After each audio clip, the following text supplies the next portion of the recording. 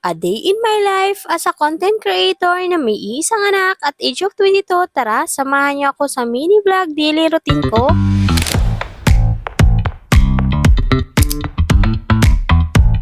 Medyo tanghali na nga nito at hindi pa rin natutulog ang maliit na bata na ito. Pwede nga muna para naman makatulog na siya. Sobrang hirap talaga kumilos dahil nga ni malikot ng batang maliit na ito.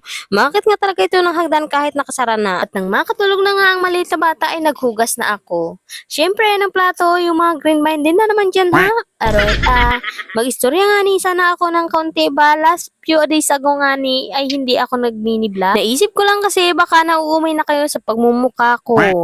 Ay hindi ganoon, aroy medyo na busy nga ako dahil pumunta ako sa US. Ay hindi, tinapos ko na nga kasi yung tutorial na ginagawa namin noon ni Jusawa at nagawa din ako ng panibagong tutorial dahil may dadaling kami bagong baboy na alaga ng akin Junakis. Yun nga pala yung mga pinag-iipon ko na binigay sa kanya since newborn pa siya. By the way, is nagbabalaw na nga ako dito dahil sa kadami kong kwento, hindi ko na alam kung anong pinagsasabi ko. Hindi nga muna ako naglaba ng mga oras na ito, I mean araw na ito kasi nga katatapos ko lang din maglaba. And yung mga natira is susunod ko na araw na malalaban dahil nga sugat na yung kamay ko. Dito nga sa part na to is binag-brush ko na rin yung pinaghugasan ko para naman malis yung mga nakasingit na dumi. Lagi ko nga rin itong binabrush para maiwasan na mabulok yung ilalim ng sahig. Fast forward na nga ni, magwawalis nga muna ako kahit medyo mainit na dahil nga tanghali na din natutulog yung anak ko and kaninang umaga naman inibahog ako ng mga baboy. Medyo tanghali na nga din kasi ako bumangon kasi nga naman pagod na pagod nga kami at nanghuli pa kami ng hating gabi nung mga bulaw. Fast forward nga ulit at naisipan ko naman gamasan yung likod bahay namin dahil medyo kumakapal na nga din yung damo niya. Dahil nga hindi ako nakapaglaba ngayon, ito naman yung unahin ko na magamasa yung likod bahay namin dahil makapal na yung damo nga at hindi na din maganda tingnan sa palibot ng bahay. Sakto nga at umulan kahapon kaya naman malambot bunutin yung damo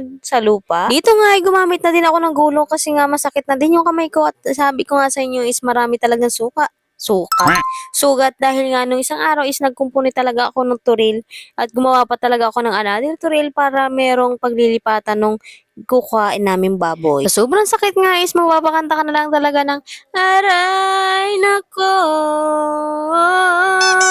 Ay hindi.